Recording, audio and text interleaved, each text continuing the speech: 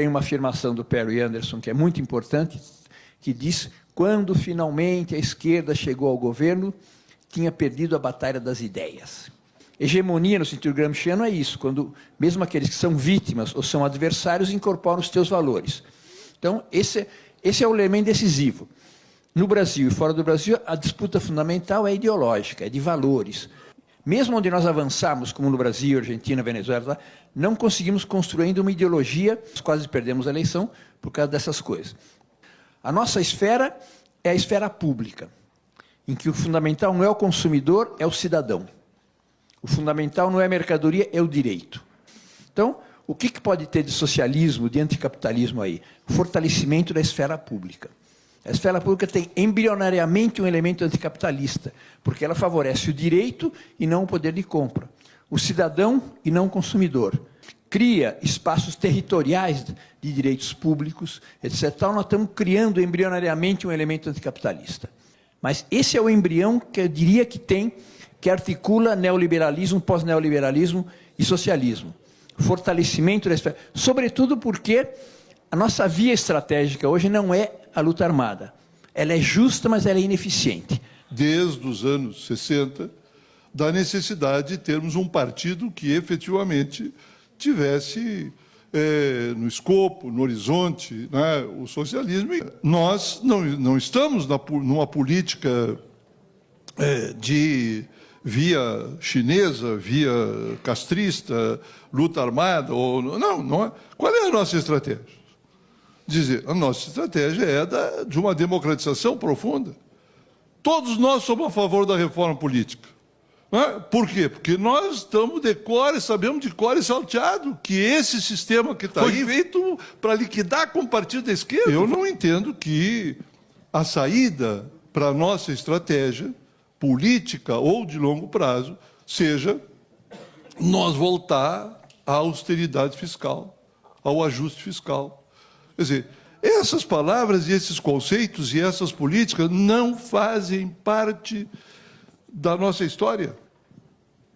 Qual é o problema? Nós vamos ficar discutindo se o superávit é 1, 2, 3%? Mas que isso? Em que lugar do mundo isso tem importância? Isso só tem importância aqui para o globo, para o valor econômico, para essa turma que vive do rentismo. Não é o nosso, não é o nosso critério. Que eu queria chamar a atenção, tá? Que há uma ruptura do monopólio das esquerdas nesse país hoje, no nosso intervalo do tempo, com relação às ruas. Uma semana muito dura para nós. A perda do Eduardo Galeano e a prisão do nosso Vacari. Eu não quero deixar de passar em branco isso, porque...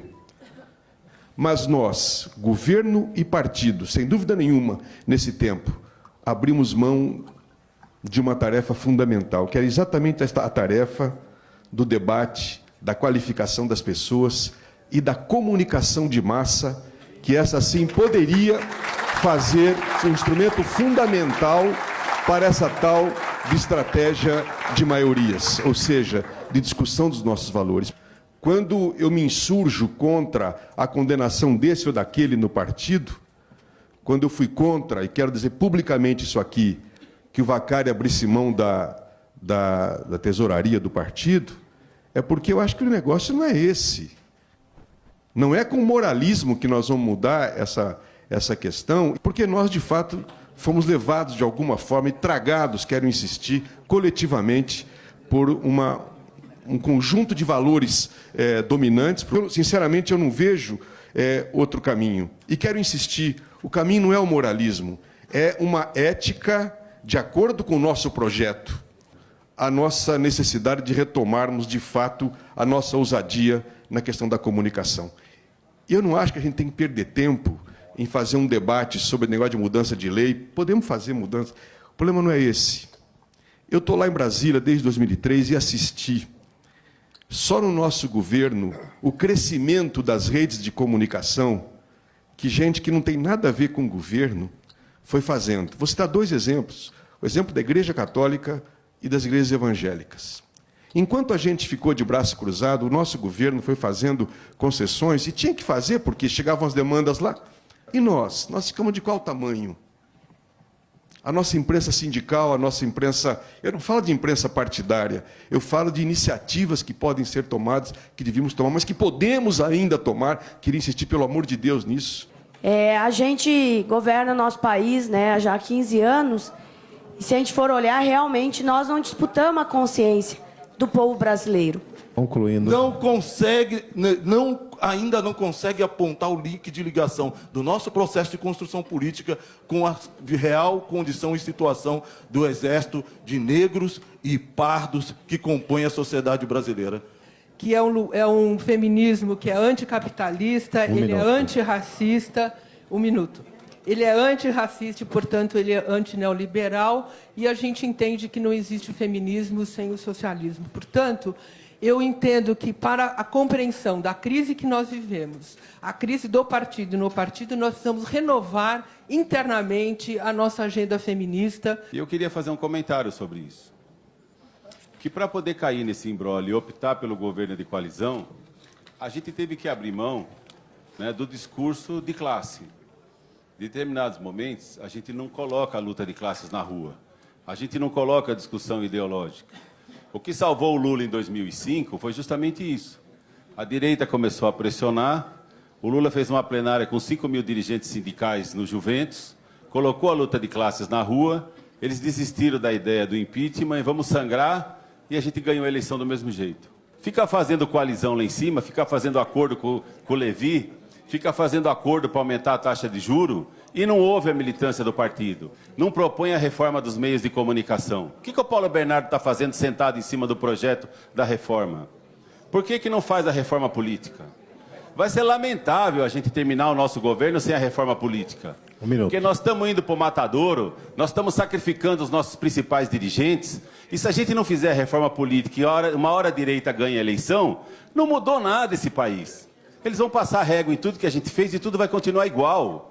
Essa história que o Brasil está maduro, está amadurecido, que a democracia... Isso é papo. Isso só serve para a direita dizer, nós estamos tão amadurecidos que tanto faz você votar no Aécio ou na Dilma. O país vai continuar democrático. Alianças, companheirado. Nós temos alianças para quê? Para ajudar a aprovar os projetos que nós queremos. Se não temos o apoio do projeto, qual a possibilidade de por que não romper? Tirar os ministros que são da aliança, que é a direita, e botar o pessoal nosso para tocar isso daí.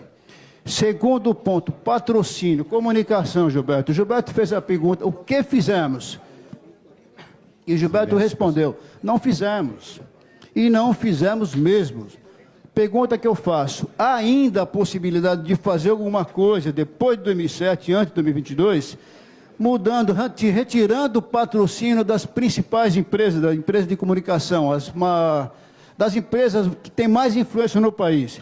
E passar, por exemplo, João Cardoso, para a gente fazer um jornal lá em Mariporã, patrocina os jornais do serviço, não, como é que eu digo, da sociedade, dos movimentos sociais. Qual a possibilidade ou qual a possibilidade de fazer isso daí? Como construir o socialismo sem que haja, de fato, um enfrentamento com os meios de comunicação. Eu vou deixar com você, Mídia, ok? Não, mas não estamos falando de criar alternativa de comunicação para que a gente esteja inserido nas redes. Nas redes já foi faz tempo, pessoal. A gente tem que ser das redes. A gente tem que ser a imagem e a semelhança da rede. A gente tem que se organizar como a rede se organiza. E eu vou distribuir um papel da Dilma no segundo turno, falou, nós ganha, o capitalismo, o capeta, vai destruir nosso trabalho, e a pessoa vem me xinga dizendo que a Dilma é isso, a Dilma é aquilo, o PT é aquilo. Não só realizar mais um evento de debates no interior do PT, isso é importante, mas e sair de lá forjando uma nova estratégia e um novo debate programático para enfrentar esse novo período acirrado da luta de classes. E, finalmente, a pergunta. Todos os expositores aqui, de uma maneira ou de outra, fizeram referência ao acúmulo de forças que é necessário para superarmos o neoliberalismo e para construirmos o socialismo no Brasil. O acúmulo de forças tem uma dimensão bastante apontada aqui, que é da disputa de valores, da disputa de hegemonia, né, da disputa ideológica. Mas, como sabemos, essa disputa não se dá de maneira abstrata. Ela se relaciona diretamente com condições objetivas, estruturais. ela se relaciona diretamente com aquilo que também apontaram os expositores, Concluindo. e que eu vou chamar aqui de uma, para dialogar com o que disse o Emir, com uma democratização da riqueza e do poder, uma democratização efetiva da riqueza e do poder, ou uma transferência da riqueza e do poder da esfera do mercado para a esfera pública, ou, se quisermos colocar em termos classistas, das forças do capital para as forças do trabalho. Bom, acúmulo de forças pressupõe estratégia, como bem disse o Raul. Nós temos que enfrentá-lo, porque ou nós debatemos a estratégia de acúmulo de forças, ou nós não saímos da posição que estamos atualmente. Certamente o problema da comunicação é um problema que a gente já tem colocado. O Gilberto sabe, eu conheci o Gilberto Carvalho quando nós fomos derrotados em 89, e o companheiro Tadeu de Pietro fomos levar um documento para ele, para o Perseu Abramo, dizendo que a questão da comunicação era estratégica para o nosso projeto. Eu acho que essa coisa está colocada para a gente de uma forma absolutamente clara. Se a gente não enfrentar a questão da comunicação, a gente realmente não vai avançar. Nós temos que despertar essa militância e não a gente vê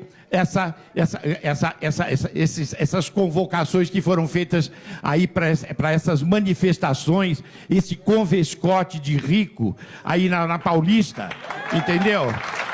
Que nos deixaram... É uma vergonha que a Paulista esteja sendo ocupada dessa maneira. Que deu os black blocs? Onde é que foram parar os black blocs? Entendeu? Gente, nós temos que reagir. E a forma de reagir, eu não me conformei de ver o companheiro, o nosso companheiro tesoureiro, Vacari, humilhado da maneira que eu me senti humilhado como ele. Nós não podemos aceitar isso, gente. Não podemos. Em suma, olha, eu realmente não posso acreditar que a gente tenha que viver de novo o pânico e o pavor que a gente teve em 64.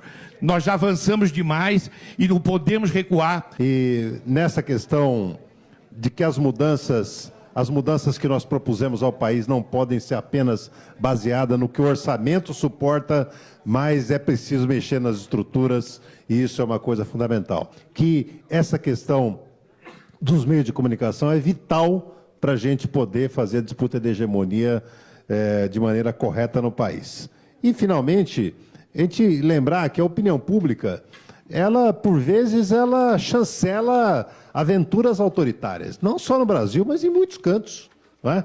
Vamos lembrar que os americanos, depois do 11 de setembro, os estadunidenses, depois do 11 de setembro, eles toleraram e apoiaram a tortura para obter confissões. E nós vamos discutir depois como é que vamos resolver o déficit na contabilidade. Não vamos entrar na cantilena de cá, não, tem que ter superávit primário. Mas quem é que inventou a tese do superávit primário, pelo amor de Deus? Quer dizer, essa política não é nossa. E nós temos direito, a CUT tem o direito, o movimento social tem o direito de dizer, olha, isso não é a nossa política. Nós queremos que o nosso governo mude. Ponto. Então, duas coisas estruturais, essenciais, né? Democratização do processo eleitoral através de financiamento público, democratização dos meios de comunicação, nós ficamos estagnados. E a querida companheira Dilma herdou uma formulação da época da ditadura que não vale para a democracia. Eu prefiro uma imprensa que grite a uma imprensa calada. Isso é a alternativa na época da ditadura. Nós perdemos na opinião pública, ganhamos na política social. Nós somos salvos pelo Acre, pelo fuso horário do Acre, dos ataques ao coração, de não ter visto aquele acompanhamento da eleição. Começo da eleição, grandes centros urbanos, centro-sul, 2/3 a 1/3. O Aécio teve 51 milhões de votos. Quanta gente de povo, não digo só beneficiário, povo, classes trabalhadoras e tal, votou no Aécio, uma candidatura de merda. Qual é o apelo que tinha? Então, nossa política é uma visão tecnocrática que acha, eu vou fazer bem para o povo, e fizemos muito bem para o povo, ele vai tomar consciência automaticamente. Não leu Gramsci, não leu Maquiavel. Esse governo não tem o direito de ser massacrado, porque vai colocar em risco um projeto que veio de antes, vai continuar, foi construído pelo Lula, pelo PT, pelas forças populares, nós não podemos correr esse risco. Nós fomos incapazes de construir um Congresso mais progressista, estamos longe de ter maioria de esquerda. Dolorosamente nós temos que ganhar o PMDB, senão o PSDB ganha o PMDB. É duro. É duro, mas é a realidade da governabilidade imediata, sem a qual o Lula teria caído até em 2005. Preciso lembrar que o Lula tinha 30 e poucos % de votos. Lula nunca foi em primeiro lugar, até que o Serra desestruturou a candidatura do Ciro Gomes, e o decisivo foi saber quem ganhava os votos do Ciro Gomes. E como é que nós ganhamos? Com a carta aos brasileiros de Lulinha, paz e amor. Onde os meios de comunicação chegaram menos, porque a política social foi transformação inquestionável, no Nordeste nós ganhamos, de longe. Agora, onde tinha formação da opinião pública, nós perdemos. Quando o Renan fala no Senado não passa, quando o PSDB retrocede, mostra que mesmo com o Congresso reacionário, com mobilização popular, os caras sentem o baque. Percebe que as suas bases também, e vão ficar com a pecha de ter terceirizado, com aquilo que a gente conseguiu socializar. Ganha menos, trabalha mais, e 8 de cada 10 acidentes de trabalho tem a ver com terceirização. Isso é muito importante. Retoma a coisa de classe, a política para a juventude. Não quero subestimar nossos companheiros de dirigentes políticos. Todos os temas fundamentais da juventude, ou o governo não leva em conta, ou é contra. Quer dizer, de tal maneira que recebemos a fubecada de junho de 2013. Nós não temos um trabalho, um apoio forte dos intelectuais e dos jovens. Os jovens são fundamentais.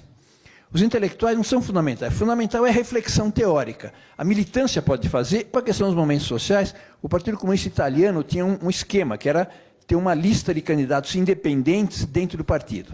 O cara não precisava entrar para o partido, mas podia ser candidato. O cara não tinha ideologia exatamente, não obedecia exatamente à disciplina, mas abrir uma quantidade de vagas de candidaturas, porque nós não vamos mudar o Congresso com as candidaturas atuais, mesmo com financiamento público. O movimento popular tem que ter as suas bancadas. Cadê? Lá tem o lobby da educação privada. Cadê a bancada da educação pública? Nós só vamos mudar o Congresso se a gente tiver eleições não apenas de membros do PT como tal. Pode entrar o PT ou não, mas tem que ser do movimento social com candidaturas próprias, independentes, etc. Eu acho que é isso que dá. A ideia de voltar às origens, né? Ou aquele PT que nós todos aqui dormimos tranquilo no travesseiro, mas não ganhávamos nunca. Mas o Lula foi o arquiteto genial desses acordos que viabilizaram o que a gente tem, que agora estão desfeitos. Um acordo com o PMDB, trazendo para cá, e um acordo com o setor empresariado para investir. O Lula entrou na parada e está recompondo a aliança com o PMDB. Agora, a aliança com o empresariado é mais complicada, porque nós estamos aumentando a taxa de juros. Como é que a gente vai falar, invista em cimento, se ele ganha mais na taxa de juros?